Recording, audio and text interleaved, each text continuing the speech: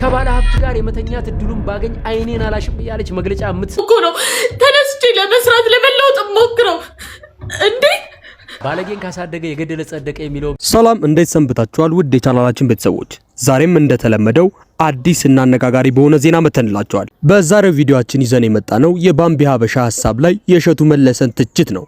በቅርቡ ኮሜዲያንና አቅራቢ እሸቱ መለሰ ወይም ዶንኪቲዩ በማህበራዊ ሚዲያ በተለይም በቲክቶክ ላይ አነጋጋሪ የሆኑትን እንደ ሃና ወይም ባምቢ ሀበሻ ተብሎ በሚታወቅ የቲክቶክ ስሙ የምትታወቀው ተጽዕኖ ፈጣሪን በተመለከተ ጠንከር ያለ ትችት መሰንዘሩ አነጋጋሪ ሆኗል።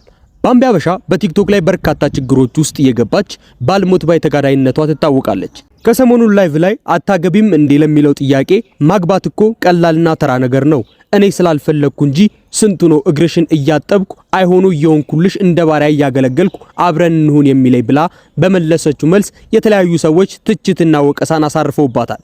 ዳራጣሽ አይደል ውዴ፣ ትዳር እኮ በጣም ተራ ነገር ነው። ባሬ እኮ መሆን የሚፈልገው ወንዶች እኮ ይዤ መኖር ሴት ነኝ። ባሬ እግሬን እየላሱ እግሬን እየላሱ ማለት ነው የምራመድበት እመቤቴ ምስክሬ ናት ነው ማሬ። ከነዚህም መካከል አንዱ እሸቱ መለሰ ነው። እሸቱ በቪዲዮ ላይ ባለጌን ከወለደ የገደለ ጸደቀ በሚል ሐሳብ የተነሳ ሲሆን ባለሀብት ጋር ለመተኛት እድሉን ባገኝ አይኔን አላሽም የምትል ብልግ ብላ ያደገች እንደሆነች የምትናገር ሴት መወገዝ አለባት የሚል ሐሳብ ሰንዝሯል። በቲክቶክ ላይ ከሚያሳዩት ከስርዓት የወጣ ድርጊትና የገንዘብ ፍቅር ማግስት ቤተክርስቲያንና ገዳማት ላይ ሲገኙ እንዲሁም የሃይማኖት ተቋማትን ሲያስተዋውቁ ማየት ኖርማል አይደለም በማለትም ወቅሷል። ንስሐ ተቀብዬ ቀኖና ጨርሼ መጨረሻ ቀን የፍታት ቀን ላይ ነው የካ ሚካኤል መተውልኝ ፍታት ያደረጉልኝ። ስልኬማ ቆም ኖቲፊኬሽን ይገባብኛል ማለት ነው። ከዛ ምንድነው ምናም ብዬ ልክ በቃ ፍታት ተደርገው ደስ ብሎኝ ሁለት እርምጃ ተራምጄ ነው ስልኬን የከፈትኩት። ሲጨፍሩ ባደሩበት አንደበት የቤተክርስቲያን ስራ መስራት አግባብ አይደለም። ምንም እንኳን እኔ በኃጢአት በበልጣትም የነፍስ አባቶች ከስራዬ ይልቅ ንስሐ ቢሰጧት ጥሩ ነው። የኃጢአተኛ ገንዘብ በእግዚአብሔር ዘንድ ተቀባይነት የለውም እስከ ማለትም ደርሷል። እሸቱ በማህበራዊ ሚዲያ ላይ ያለውን የስነ ምግባር መላላት ማውገዙ የሚደገፍ ቢሆንም ጉዳዩን በቀጥታ ከሃይማኖት ጋር አያይዞ የሰጠው ብያኔ ግን በእጅጉ የሚተችና መታረም ያለበት ሆኖ አግኝተነዋል። እሸቱ የዘነጋው ትልቁ እውነት የእግዚአብሔር መንገድ እና አሰራር ሁሌም የማይመረመርና ያልተጠበቀ አንፕሪዲክተብል መሆኑን ነው። አንድ ሰው ማታ ስህተት ሰርቶ ጠዋት በቤተ መቅደስ ተገኝቶ ምህረት ቢጠይቅ ወይም በራሱ መንገድ ወደ ፈጣሪው ቢቀር ማንም የሰው ልጅ ልብ ንጽህና የመመዘንና አንተ ይሄንን ማድረግ የለብም አንተ ለዚህ አትገባም የማለት መለኮታዊ ስልጣን የለው።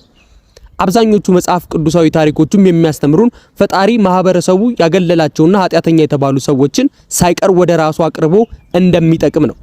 የወጣቶቹን ስህተት ማረምና መምከር አንድ ነገር ሆኖ ሳለ በሃይማኖት ስም በራፍ መዝጋትና የመንፈሳዊነት ፍቃድ ሰጪ ሆኖ መቅረብ ግን ከእምነት አስተምሮት ፈጽሞ ያፈነገጠና የራቀ አካሄድ ነው። በሌላ በኩልም ባምቢ ሀበሻ የተለያዩ ወንዶች አላግባብ የሆኑ መልእክቶችን እንደሚልኩላትና ከነዚህ መልእክቶች ተነሳስታ የተናገረችው ንግግር እንደሆነ እንጂ ለሌሎች ወንዶች ትልቅ ክብርና ፍቅር እንዳላት የተናገረች መሆኑ ይታወቃል። የኛ ሚዲያም የሚያስገነዝበው ይህንን ነው። ነገር ግን እሸቱ መለሰ ከሰራቸው ስራዎች መካከል እጅግ ስመጥር የሆነና የተከበረ ሰው ሆኖ ሳለ በሃይማኖታዊ ሚዛን ሰውን አስቀምጦ መጨፍጨፍ ወይም ደግሞ ለፍርድ ማቅረብ የማይገባ ነገር ሆኖ አግኝተነዋል። እናንተም ውድ ቤተሰቦቻችን የእናንተን ሐሳብ በኮሜንት መስጫ ሳጥን ውስጥ እንድታስቀምጡልን እያሳሰብን ቀጣይ በሌላ ቪዲዮና ርዕስ እስከምንገናኝ ድረስ ቸር ቆዩልን እንላለን።